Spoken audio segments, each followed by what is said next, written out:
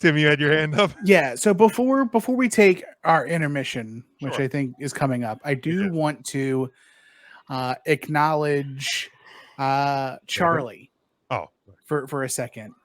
So last week there was conversation on the podcast regarding thoughts expressed on Busted Open Radio with Bully Ray and Mark Henry during their masterclass podcast talking about the buzzword that went around was bullying and how wrestling is soft and things along those lines. And I will be the first one to tell you, I won't speak for the rest of the group, but I'll speak for myself. I did take the time and I listened to the 30-minute episode of Busted Open. And with the exception of one thing that Bully Ray said in regards to the dealings with La Resistance, I agree with everything that was said on the podcast. The buzzwords and the articles that were extrapolated from that 30-minute podcast were kind of lost in translation, I feel. And the podcast was more about policing yourself as a talent and as a locker room, as opposed to bullying younger talents. Like the examples that were given in the podcast were the Public Enemy versus JBL and Ron Simmons, where Public Enemy basically came out, was like, well, we don't want to do any, like, y'all got to make us look good. We got to do this and this and this. And there was some disrespect there, and respect was doled out in the ring. Mark Henry tells a story about people being a little stiff with him in the ring during his rookie year. And eventually it turns around and like it was to see if he was going to make it and to kind of put him to fire. Now, do I feel like that there's people now? I don't think that there's a need to weed out people or weed out wrestlers like there was. Because back then, as we've mentioned before, wrestlers were failed athletes. They were failed, like, via injury or whatever, or skill set. They were failed in one place and then became wrestlers because they had a matching skill set. Wrestlers now want to be wrestlers. And now AEW, or not AEW, but NXT and the WWE are going back to the old ways of finding athletes who kind of want to do wrestling, but it wasn't their first choice, and bringing them into WWE. I think as that happens more, there'll need to be people in the locker room who are closer to the business to police and to keep people on the straight and narrow. But like right now, I don't know if it's needed as much in WWE, AEW, etc. Yeah, I listened to the clip. Yeah, I think maybe some of the things that were drawn from it were maybe a bit exaggerated. There was something Mark Henry said, because I think that was my biggest thing was even from just the post about it that I had seen, was it like bummed me out that like Mark Henry was like part of that, like, you know, wrestling needs more men in the conversation, because like I felt like Mark Henry, like, to me, has always seemed like more of like, I don't know, one of like the good guys or nice guys. I don't remember what I said last week, but there was something he said about how like, you know, how like guys today are like soft or weak, something along those lines. And like I didn't necessarily like that. And to me, like, and this is just me, like I feel like whenever people from a previous generation talk about like today's generation, like people being like soft or weak or whatever. Like I think too many times it gets tied to like mental health, or like people just don't want, like they're not going to deal and put up with like a shitty situation where like a previous generation will be like, well, you know, when I was young, we worked at 10 years old for 5 cents an hour and we were fucking happy to have a job. And I'm like, should they have been happy? Should you have been happy about that? So like to me, like that was probably the only thing that I really took you know, like took an issue with. And it's not even like a huge issue. Like I said, I do think it's things were maybe blown up a little bit, but yeah, it's and nothing that Bully said surprised me in any way. Like I just feel like Bully's just this older like New York guy that, you know, it doesn't surprise me that, you know, that he had the opinions that he does. To me, it was more about Mark Henry and being a little bit more bummed, especially, and I think somebody had pointed out in the like the initial post that I saw, because Mark Henry is working with the developing of talent in AEW. So like if you have this like belief or whatever about, you know, today's wrestlers should still be men, and I'm like, but you're still working on developing talent. I don't know. To me, that just it didn't add up super well in my for me. That's just for me and how it landed. And I think what the takeaway was too, and I think where they're talking about being men is handling any issues that you have with like the locker room in house, as opposed to running to go tell somebody in management, or like like going and like what Bully said about, if me and Mark Henry are putting together a match and the agent is here and everything is discussed there, and then the agent goes, okay, I'm cool, we're leaving.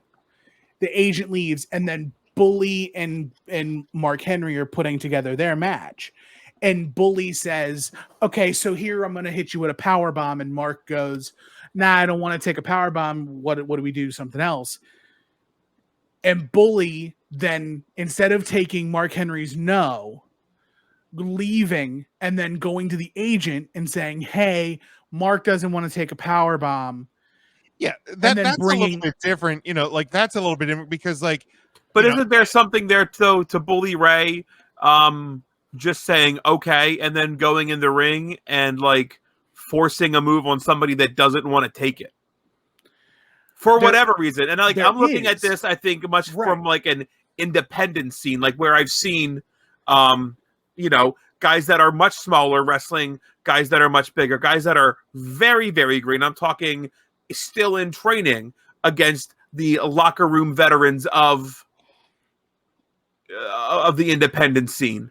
That's like, hey, we're calling the match. I'm not really comfortable doing that. Whatever reason, like that should be enough. That is their body. And I felt like Bully was along the lines. And again, I agree with you. It doesn't, you read clips, it doesn't bode well. Hearing it seemed more like a trip down memory lane. This is how we did things. Questions were posed, they answered them.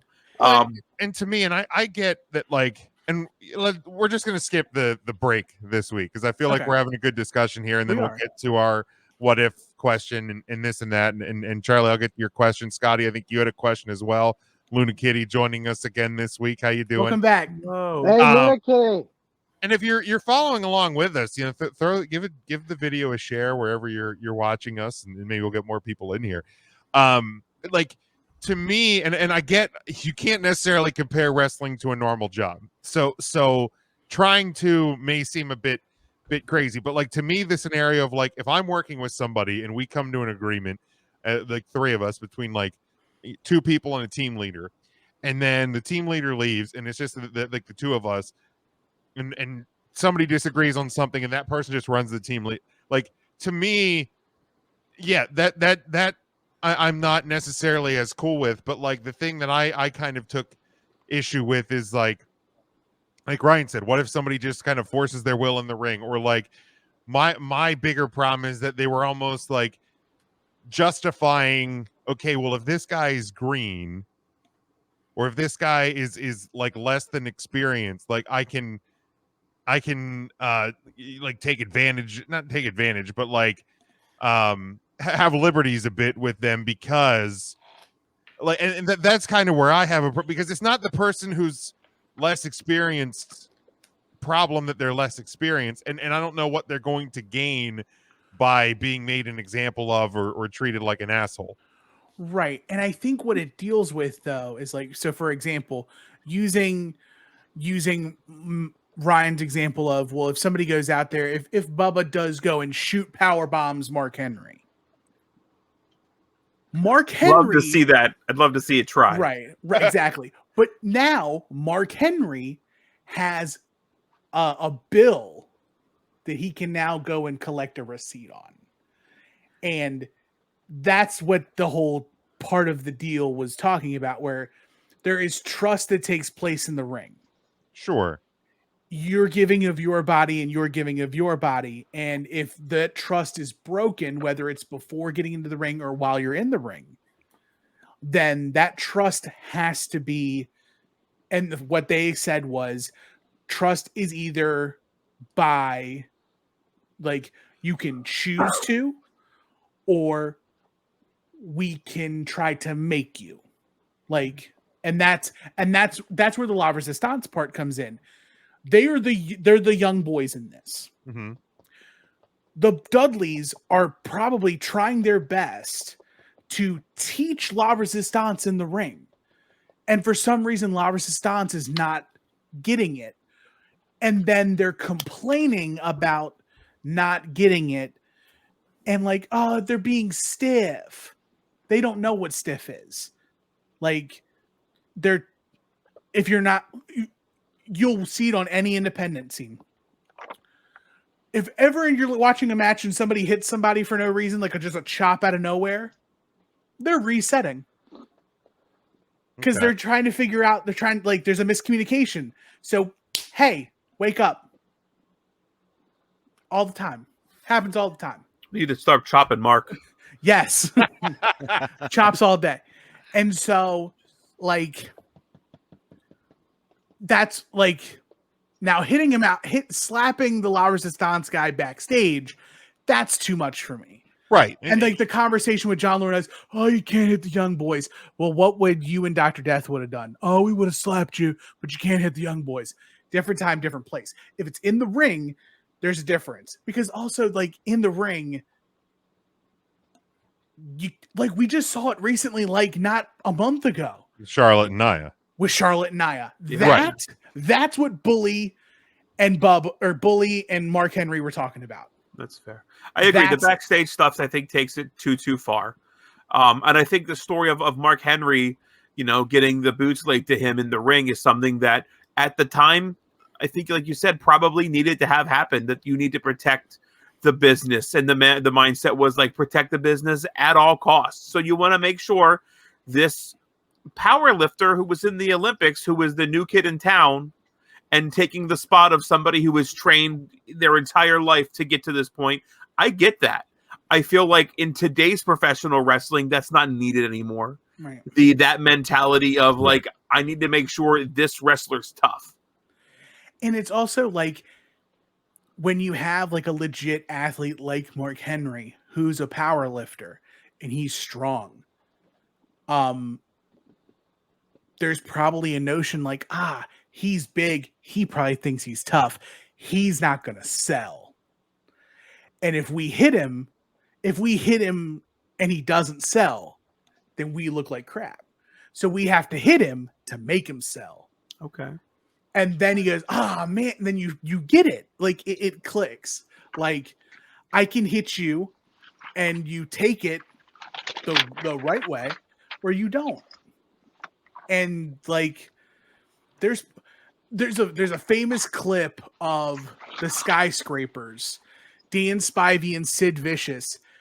They beat the crap out of a enhancement talent who literally gets like powerbomb finished in the 80s. 1, 2, 3, and then gets up. Oh no. He gets up and he's like, oh, everything's good. Spivey and Vicious leave the ring and come back and beat the dog out of him more. So much so that they take his partner who is playing by the rules and throw him out the ring. It's like, you're not a part of this. Get out. And they beat him, like club him, just smash him. It's on YouTube, so I gotta find it, but it's like a 4 or 5 minute video of just typical squash match. Skyscrapers are trying to go over and look big, and this guy's not that big compared to Dan Spivey and Sid Vicious. Yeah, they were big boys. Yeah, I mean, the only thing recent would have been the death match with David Arquette. The pin. Obviously, he got. And then his safety instincts kicked in and like stood up and walked right out of the ring. But it's obvious, like this is theater. Something went wrong and it looks bad for the business. I get it. I really do get it. So Charlie says again, my point last week was there a difference between Dynamite Kid taking liberties with an enhancement guy and someone like Bully being stiff. Agreed. But maybe we weren't, because when Charlie and we were having this discussion in a message, maybe we weren't connecting, because to me it felt like you were justifying Bully slapping the guy from La Resistance backstage. And to me that's where I draw the line. Regardless of, you can have your opinion about whether or not he should have gone to the producer or the agent or whatever, because my point is, like, if you're really having an issue, especially nowadays, if we're looking at it with 2021 eyes, if you're really having an issue with, whether it's in the wrestling business or any industry, if you're having an issue with a coworker and you think a situation's going too far, then you should be bringing up with that somebody in a position of authority, because it's, if it's a situation that you're not feeling comfortable in, that's what you should do. So maybe we were talking about different things, maybe Charlie, you and I. To Charlie, your question, what do you think of the Bill Watts theory? If you're a talent and you get into a fight, you better win. That question was directed at me. I get the idea of, if you're a wrestler and you're at a bar and you get into a real fight, like you're protecting the business by, you better win that fight. To me, I don't even feel like that situation necessarily even like plans out that much anymore. Like, I feel like the days of like the boys going out like to these big nights at the bar till everybody's like plastered and being like carried out of the bar, I don't think really happen that much anymore. So at least not on the major wrestling scene, quote unquote major. Like, so I don't even know that that's necessarily even applicable to today's world. Like, I feel like that's a real old timey feel. Yeah, I don't think that's, like I said, I don't think that's really applicable in 2021. I mean, I'm not saying that these guys aren't tough, but like, there are bouncers significantly bigger and probably stronger than, I don't know, Johnny Wrestling. Right. Like, I mean, if you go to a bar, there could be a guy who's, I mean, just 240 pounds of just pure muscle. He's 6'4", that goes to the gym every day and works and he's bigger than Ricochet. So like, does Ricochet have to beat up that guy in a bar fight? Is there places he can do flippy doos off of? Maybe. And that's the difference, right? Is that back in the day, it's A begats B. Sure. In the 80s, it was a big party scene. You can see that from the Plane Ride from Hell episode of Dark Side of the Ring. Everybody in that group is a 80s, 90s guy partying all the time. Wrestlers now take care of their bodies. Yeah. Unless you're Marty Jannetty. They stay home. He's still partying. They play video games. And like the rarities, like Mojo Rawley is the right guy in the wrong era. Mojo Rawley belonged in the 80s. Party guy, go out, have a blast, and he'd have been pushed. He'd have been Ultimate Warrior, Right. Mojo Rawley, just from the energy and like what he does. But Devin right here, in my opinion, someone chopping who got in the business, who's training, but you're chopping the holy S out of the person, is I see a problem. If they're seeing he's tough, he'll continue to go on and on next day, and he quits training and everything. And now, did he capitalize who? Meaning the Who, the guy, the band, the Who, or the wrestler Jim Neidhart under the mask? Both, yes. Okay. He won't get fooled again. Luna Kitty's also got a very good question. If you pop it up, which wrestler do you think that took too far to protect the business? Dr. D. Dave Schultz. But That's goddamn, did he get his point across? But he Yeah. also paid the price. Oh, He that's did. a fair point. He really did. Yeah.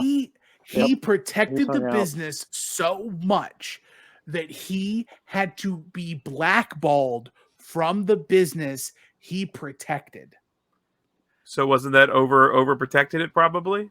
No, I think it's He needed to. sometimes, and I don't want to compare it to like questionable practices, but it's like a kamikaze pilot. Sometimes the only way that you can like attack the right Your way job is to die. is to die. Yeah, Like, that you was have fair. to, That's fair. you have to be willing to do everything, including take yourself out of the equation. I mean, I don't think John Stossel questioned it after that. Right. But John Stossel also got a settlement from He Vince sure did. McMahon for what Dr. D did. Charlie says Dr. D protected the business from an asshole. A guy who was Yeah. trying to, He says he stands with Dr. D. and I do too. I love Dr. D. I think Dr. D, man, Dr. D, if you go back and watch his I just stuff, don't think I stand with either of them. if it's an either or statement and there's not a option C of neither, Okay. you gotta stand with Dr. D. Right, because we all as wrestling fans have dealt with the it's fake people. And also, Dr. D, David Schultz, lived in a world of kayfabe. Right. He was a legit tough guy. So if I were a legit tough guy and a guy came up to me and said, hey, that issue you do on TV is fake, I'm going to be like, oh, is it You fake? got to prove him wrong. I mean, Here's what I do. Tell me if this is fake. Pop. I mean, He's going to be at the Icons Festival he is. this December. Dr. So D? So Yeah. is Miss Kitty. Dude, this lineup's going to be Yo, phenomenal. let him is. slap the shit out of me. Mark, they got Ken Patera there for you. Let me ask it this way: is like what Dr. D Arn Anderson. is? Leave that Glock Can't Is- spell NRA without ARN. Is what Dr. D did much different than like the stories we've heard about Stu Hart? Like if people wanted to like test the business, go to the dungeon. It's just we saw what Dr. D did because it was on camera. It's the same thing with and kind of what Devin pointed out, but in a different way. New trainees to a wrestling school. Listen to the stories of Vern Gagne running people for miles and miles and miles, and then coming back and doing thousands of squats and like running people to the point of exhaustion and breaking them physically and mentally to get to that point. Like the stories of like even Vern Gagne too with the AWA wanting to pay Iron Sheik to break Hulk Hogan's legs. Right. Patui, I will not do that to Mr. Mitchman. And your like brother. it's insane. So The Eagles are getting bullied right about now. Are you serious? to Luna Kitty's question, does anybody come to your mind? Aside from Dr. D, David Schultz, like Nobody really comes to mind. What about Vader? Over there Vader in Kuwait? Kuwait. Okay. That was Yeah. probably most recent. I got one who's more than that. Tony Schiavone. New Jack. Yeah, New Jack for sure. Okay. Yeah, he took that ish very seriously. Yeah, and now part of that was him on all types of narcotics. Now rest in peace to New Jack, like an icon, a legend. But like, watch his Dark Side of the Ring, man. I mean, it was specifically the mass transit incident. No, the part where he wrestled Gypsy Joe Okay. and like stabbed him multiple times.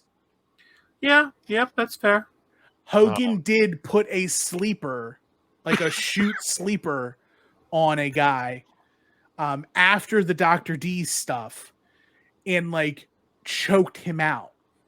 Okay. But it Boy, was I've never even heard of that. I will find it. Yeah. Wow. Yeah, the guy, he collapsed on the ground and hit his head.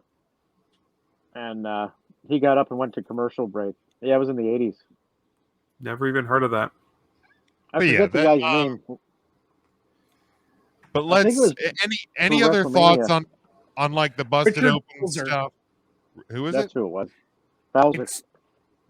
Hulk Hogan choked out Richard Belzer. Oh, he was on the Well, I thought- original. He was one of the original guys in SVU, I think. Right, Richard Belzer. Yep. So There was a Belzer, right? Yeah. Yeah, I think it was Richard I think- Belzer. He Oh would've wait, been like able the to take out actor? That's Bowser. who he choked out? Yeah. Yeah. That actually is the same guy. Yes, I do. I Okay. do remember hearing Awesome. about this now. Yes. And he put him in a front choke and choked him out. Did And- Andy Kaufman go too far to protect the business? Did Jerry Yeah. Lawler go too far to protect the business? Right. They those were two. both in on it. Dude, Well, no, they in were on it. They were both both in in on on it. it. Nobody else was. That was great. That was a I swerve, think that's bro. just working. I think that's just working the business. Possibly. Yeah. They worked Letterman. Right. Yeah, Letterman was worked.